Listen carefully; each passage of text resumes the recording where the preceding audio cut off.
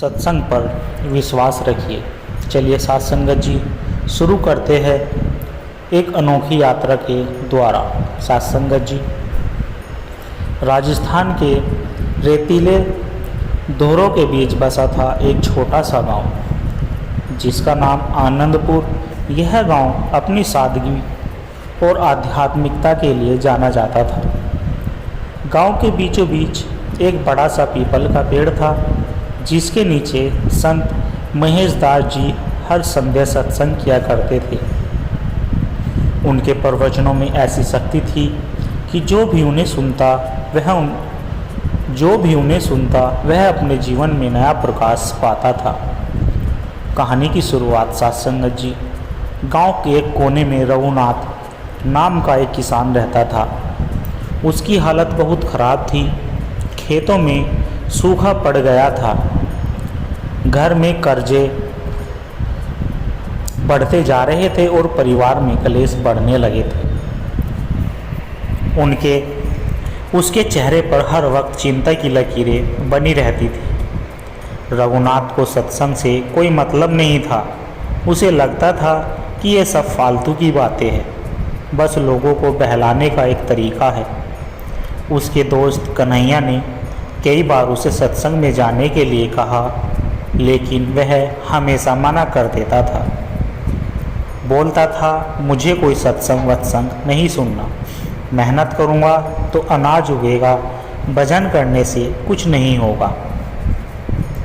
एक दिन गांव में खबर फैली कि महेशदास जी गांव छोड़कर जा रहे हैं, क्योंकि लोग अब सत्संग में कम रुचि लेने लगे थे। यह सुनकर कन्हैया ने आखिरी बार रघुनाथ से सत्संग में चलने की विनती की और कहा, चल एक बार सुन लेते हैं, फिर चाहे तुझे कभी न आना पड़े। मजबूरी में रघुनाथ सत्संग में चला गया। संत महेशदास जी ने उस दिन एक अनोखी कहानी सुनाई। कहानी कुछ इस प्रकार थी साथ संगत जी। एक समय की बात है, एक राजा था जो बहुत ही समृद्ध राज्य का शासक था, लेकिन वह हमेशा चिंता में रहता था। अगर सब कुछ खत्म हो गया तो एक दिन साधु उसके दरबार में आया और राजा ने कहा, राजन, यह एक जादुई मंत्र है, यह भी बीत जाएगा। जब भी संकट आए इसे याद रखना। राजा ने इस मंत्र को अपने दिल में बसा लिया और जीवन में हर कठिनाई को सहन करने लगा। धीरे धीरे उसका जीवन पहले से बेहतर हो गया। यह कहानी सुनते ही रघुनाथ को कुछ महसूस हुआ। उसे लगा जैसे यह उसी के लिए कही गई हो। संत महेशदास जी के प्रवचन सुनने के बाद रघुनाथ ने निश्चय किया कि वह भी जीवन में धैर्य और विश्वास रखेगा। लेकिन परीक्षा तो अभी बाकी थी। रघुनाथ के खेतों में इस बार भी सूखा पड़ा, कर्ज और बढ़ गया और घर की स्थिति और भी खराब हो गई। पहले की तरह वह घबराता, लेकिन इस बार उसने सत्संग में सीखी बातों को याद किया। यह भी बीत जाएगा। उसने मेहनत जारी रखी, पर इस बार मन में एक शांति थी। धीरे धीरे चीज़ें बदलने लगी। बारिश हुई, फसल लहराई और कर्ज धीरे धीरे उतरने लगा। कुछ वर्षों के बाद रघुनाथ सिर्फ एक संपन्न किसान ही नहीं, बल्कि गांव में सबसे ज्ञानी व्यक्ति बन गया था। अब वह खुद लोगों को सत्संग में जाने के लिए प्रेरित करता। उनसे जाने की सत्संग सिर्फ भजन कीर्तन नहीं, बल्कि जीवन को समझने की एक विधि है। सत्संग हमें बदलता नहीं, बल्कि हमें वो बनने में मदद करता है जो हम वास्तव में होते हैं। आज भी आनंदपुर में संत महेशदास जी के प्रवचन की गूंज सुनाई देती है। रघुनाथ जैसे अनगिनत लोगों का जीवन बदला और यह साबित हुआ कि सत्संग पर विश्वास रखना ही सच्चे आनंद की पूंजी है। सत्संगत जी, सत्संग पर विश्वास रखिए। एक सुंदर साखी के माध्यम से आप जी के चरणों में सत्संगत जी। एक पुरानी बात है। गांव शांति नगर के पास एक जंगल था जिसमें एक साधु महाराज स्वामी ज्ञानदास अपनी कुटिया में निवास करते थे। उनका नाम दूर दूर तक प्रसिद्ध था, क्योंकि जो भी उनके सत्संग में जाता उनका जीवन बदल जाता था। गांव में रामलाल नाम का एक व्यक्ति रहता था। वह बहुत गरीब था, हमेशा दुखी रहता और अपने भाग्य को कोसता। एक दिन गांव के मुखिया ने उससे कहा, रामलाल, तू एक बार स्वामी जी के सत्संग में चल, शायद कुछ समाधान मिले। रामलाल बोला, मुझे इन बातों पर विश्वास नहीं है। सत्संग से रोटी नहीं मिलती, मेहनत करनी पड़ती है। मुखिया ने हंसते हुए कहा, बस एक बार चल, फिर चाहे कभी मत आना। रामलाल मान गया और अगले दिन जंगल में स्वामी जी के सत्संग में जा पहुंचा। स्वामी जी रामदास कह रहे थे, एक बार एक गिलहरी बहुत परेशान थी। वह हमेशा शिकायत करती कि भगवान ने उसे छोटे आकार का क्यों बनाया, कमज़ोर क्यों बनाया, उसे कोई शक्ति नहीं दी। एक दिन उसने एक साधु से पूछा, मुझे भगवान ने इतना असहाय क्यों बनाया?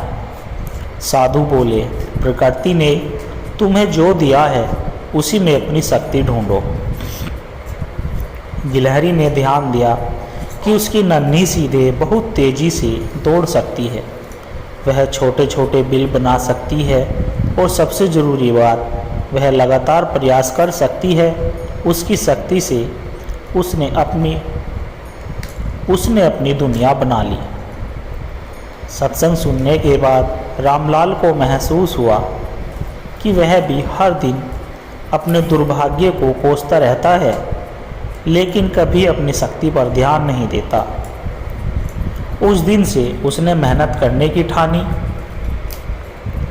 पहले वह खेतों में काम करने लगा, फिर धीरे धीरे पशुपालन शुरू किया। सालों बाद वही रामलाल गांव के सबसे सफल किसानों में गिना जाने लगा। जब किसी ने उससे उसकी सफलता का रहस्य पूछा तो वह केवल इतना कहता कि सत्संग पर विश्वास रखिए, जो आपको अपनी शक्ति पहचानना सिखाए वही सच्चा सत्संग है। सत्संगत जी, सत्य की खोज। किसी समय की बात है, हिमालय की गोद में बसा एक छोटा सा गांव शांति धाम अपनी प्रकृति सुंदरता और आध्यात्मिकता के लिए प्रसिद्ध था। इस गांव में एक युवक अर्जुन रहता था। वह बहुत ही बुद्धिमान और साहसी था, लेकिन उसके मन में हमेशा एक प्रश्न बना रहता कि जीवन का सत्य क्या है, मनुष्य क्यों जन्म लेता है और मृत्यु के बाद क्या होता है। इन प्रश्नों का उत्तर पाने के लिए अर्जुन ने कई ग्रंथ पढ़े, कई विद्वानों से मिला, लेकिन उसे संतोषजनक उत्तर नहीं मिला। फिर उसे किसी ने बताया कि पर्वतों के उस पार एक महायोगी स्वामी अत्रिनाथ रहते हैं, जो आध्यात्मिक ज्ञान में परम सिद्ध है। अर्जुन ने निश्चय किया कि वह स्वामी अत्रिनाथ से मिलेगा और अपने प्रश्नों का उत्तर पाएगा। उसने अपना घर छोड़ दिया और हिमालय की कठिन यात्रा पर निकल पड़ा। रास्ता दुर्गम था, घने जंगल, बर्फ से ढकी चोटियाँ और भयंकर तूफान। रास्ते में उसे 3 अनुभव हुए जो उसकी आत्मा को झकझोर कर देने वाले थे। पहला अनुभव, अहंकार का नाश। पहाड़ों में चलते हुए अर्जुन को एक वृद्ध साधु मिले। वे भूख से पीड़ित थे। अर्जुन के पास थोड़ा सा भोजन था, लेकिन उसे लगा कि लंबी यात्रा में उसे ही ज़रूरत पड़ेगी, इसलिए उसने साधु को देने से मना कर दिया और आगे बढ़ गया। लेकिन कुछ ही दूरी पर जाकर उसका पैर फिसल गया और वह एक गहरी खाई में गिरने लगा। तभी वही वृद्ध साधु वहाँ पहुँचे और उन्होंने अर्जुन को बचा लिया। अर्जुन को बहुत शर्मिंदगी हुई। उसने अपने भोजन का सारा हिस्सा साधु को दे दिया। साधु ने मुस्कुराकर कहा, बेटा, आध्यात्मिक ज्ञान पाने के लिए अहंकार और लोभ का त्याग जरूरी है। जो बांटता है वही सच्चा आनंद पाता है। यह सुनकर अर्जुन को पहला ज्ञान मिला। त्याग ही सच्ची संपत्ति है। दूसरा अनुभव धैर्य और विश्वास। आगे बढ़ते हुए अर्जुन को एक नदी पार करनी थी, लेकिन कोई पुल नहीं था। वह परेशान हो गया। तभी उसे एक लड़की मिली जो आराम से नदी पार कर रही थी। अर्जुन ने पूछा, तुम्हें डर नहीं लगता कि बह जाएगी? लड़की ने हंसकर कहा, डरने से क्या होगा? अगर मेरा विश्वास सच्चा है तो जल भी मेरा साथ देगा। अर्जुन ने हिम्मत जुटाई, ध्यान किया और धीरे धीरे नदी पार करने लगा। उसका डर गायब हो गया। उसने दूसरा ज्ञान पा लिया। धैर्य और विश्वास से संभव भी असंभव भी संभव हो जाता है। तीसरा अनुभव अहंकार का विनाश। गुरु अत्रिनाथ की कुटिया के पास पहुंचते ही अर्जुन को लगा कि वह अब ज्ञानी बन चुका है। स्वामी अत्रिनाथ ने अर्जुन को देखकर कहा, बेटा, अगर तुम्हें लगता है कि तुम सब कुछ जान चुके हो तो तुम अभी अज्ञानी हो। सत्य को केवल वही जानता है जो खुद को शून्य बना ले। अर्जुन ने अपनी यात्रा के सारे अनुभव सुनाए। गुरु ने मुस्कुराकर कहा, बेटा, यह दुनिया एक भ्रम है। सत्य केवल वही जान सकता है जो स्वयं को मिटाकर परमात्मा में विलीन हो जाए। अर्जुन को समझ आ गया कि सत्य को पाने के लिए केवल ग्रंथ पढ़ना या विद्वानों से मिलना ही पर्याप्त नहीं, बल्कि उसे अपने भीतर उतारना होगा। अपने गुरु के चरणों में समर्पण कर दिया। उसने अपने गुरु के चरणों में समर्पण कर दिया और ध्यान योग की साधना में लग गया। कुछ वर्षों के बाद वह स्वयं एक ज्ञानी संत बनकर लोगों को सत्संग और ध्यान का मार्ग दिखाने लगा। सत्य की खोज बाहरी यात्रा नहीं बल्कि भीतर की यात्रा है। जब हम लोभ, अहंकार और डर को त्याग देते हैं तब ही हमें सच्चा ज्ञान प्राप्त होता है। सासंगत जी, संघर्ष से सफलता तक एक प्रेरणादायक कहानी। सासंगत जी, गांव प्रियतनपुर में राजू नाम का एक युवक रहता था। वह बहुत ही मेहनती था, लेकिन गरीबी और हालात ने उसे कमज़ोर बना दिया था। उसके पिता एक मजदूर थे और माँ बीमार रहती थी। घर की स्थिति इतनी खराब थी कि कई बार 2 वक्त की रोटी भी मुश्किल से मिलती थी। राजू के सपने बड़े थे। वह पढ़ लिख कर एक बड़ा आदमी बनना चाहता था, लेकिन हर कोई उसे कहता, गरीबों के सपने कभी पूरे नहीं होते। लेकिन राजू ने ठान लिया था कि वह अपनी तकदीर खुद बदलेगा। पहली चुनौती, असफलता का सामना। राजू को पढ़ाई में बहुत रुचि थी, लेकिन पैसे की कमी के कारण उसे कई बार अपनी किताबें तक गिरवी रखनी पड़ी। उसने मोटे छोटे काम किए, अखबार बेचा और रात को स्ट्रीट लाइट के नीचे बैठकर पढ़ाई की। एक दिन उसने एक बड़ी स्कॉलरशिप के लिए परीक्षा दी। उसे पूरा विश्वास था कि वह पास हो जाएगा, लेकिन जब परिणाम आया तो उसका नाम सूची में नहीं था। वह बहुत दुखी हुआ और लगा कि शायद दुनिया सही कहती है, गरीब आदमी कुछ नहीं कर सकता। लेकिन तभी उसकी माँ ने कहा, बेटा, हारना मत। असफलता का मतलब यह नहीं कि तुम योग्य नहीं हो। इसका मतलब यह है कि तुम्हारी सफलता का अभी समय नहीं आया है। यह बात राजू के दिल में घर कर गई।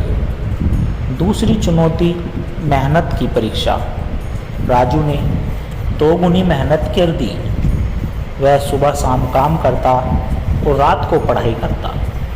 उसकी मेहनत रंग लाई और अगले साल उसने स्कॉलरशिप परीक्षा पास कर ली।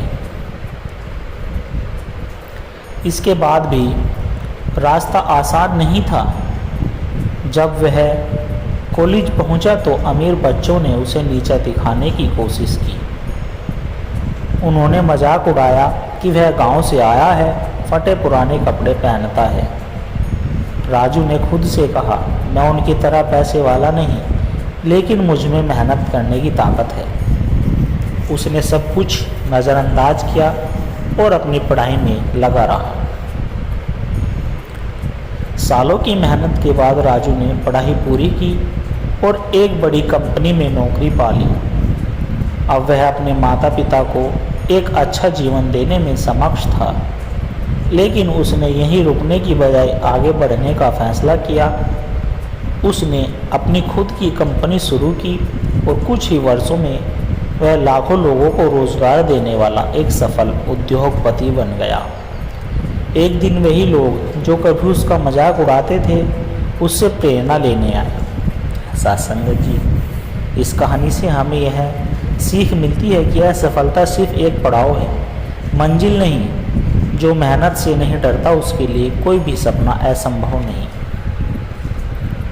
राजू की यह कहानी हमें सिखाती है कि अगर आप ठान ले तो कोई भी कठिनाई आपको रोक नहीं सकती। सत्संग जी, अटल विश्वास।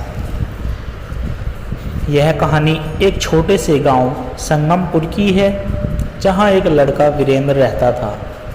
उसका सपना था कि वह बड़ा होकर इंजीनियर बने और अपने गांव के लोगों के लिए कुछ करे, लेकिन गरीबी और समाज की कड़वी सच्चाइयों ने उसके सपने को बार बार तोड़ने की कोशिश की।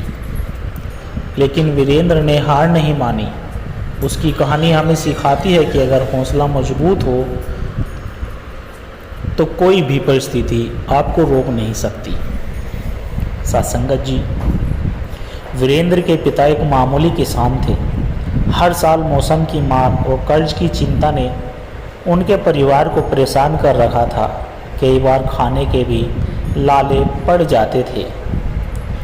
एक दिन वीरेंद्र ने अपने पिता से कहा, पिताजी, मैं पढ़ाई करके बड़ा आदमी बनूंगा, जिससे हम सबकी ज़िंदगी बदल जाएगी। पिताजी मुस्कुराए और बोले, बेटा, सपना देखना अच्छा है, लेकिन इसे पूरा करने के लिए बहुत मेहनत करनी पड़ती है। वीरेंद्र ने ठान लिया कि वह किसी भी हालात में अपनी पढ़ाई जारी रखेगा, लेकिन असली परीक्षा भी बाकी थी। पहली चुनौती, पैसों की कमी।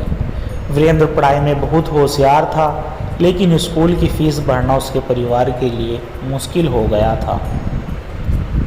उसके पिता ने गांव के साहूकार से उधार लेने की कोशिश की, लेकिन उन्होंने साफ मना कर दिया। गांव वालों ने भी ताने दिए, गरीब का बेटा इंजीनियर बनेगा, हद कर दी लड़के ने। लेकिन वीरेंद्र ने हिम्मत नहीं हारी। उसने स्कूल के बाद छोटे मोटे काम करना शुरू कर दिए। खेतों में मजदूरी की, किराने की दुकान पर सहायक का काम और रात में अखबार बेचना। उसने खुद से कहा, अगर हालात मुश्किल है तो मुझे और ज़्यादा मेहनत करनी होगी। दूसरी चुनौती, असफलता का डर। 12वीं की परीक्षा के बाद वीरेंद्र ने इंजीनियरिंग कॉलेज की प्रवेश परीक्षा दी।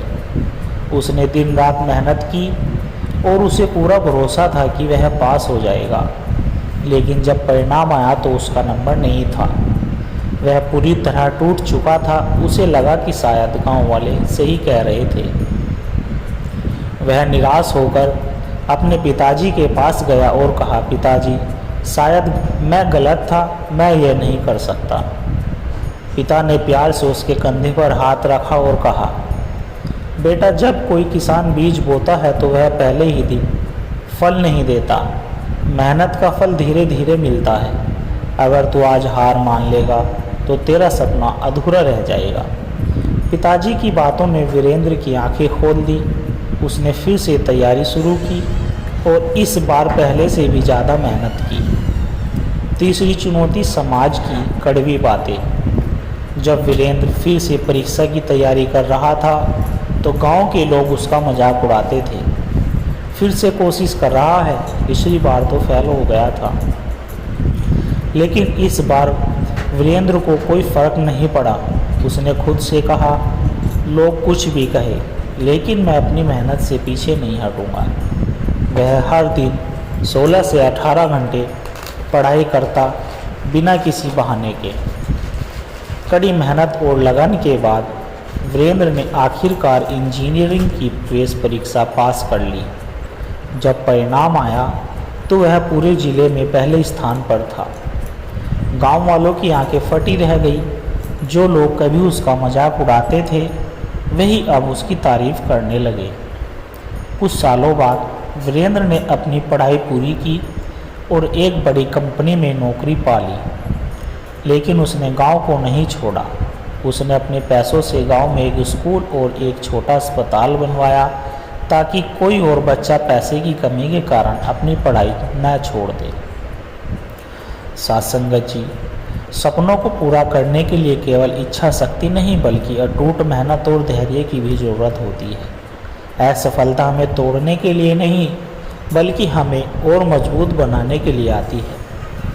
साथ संगत जी, वीरेंद्र की इस कहानी से हमें यह सीख मिलती है कि अगर आप ठान ले तो दुनिया की कोई भी ताकत आपको सफल होने से नहीं रोक सकती। साथ संगत जी, आप जी को अगर कहानी विचार अच्छे लगे हो तो लाइक, कमेंट, शेयर और दास के चैनल को सब्सक्राइब कर दें और दास को आशीर्वाद दे आप जी के चरणों में हर रोज़ ऐसी ही प्रेरणादायक कहानी विचार, साखी और मोटिवेशनल कहानी लेकर आता रहे।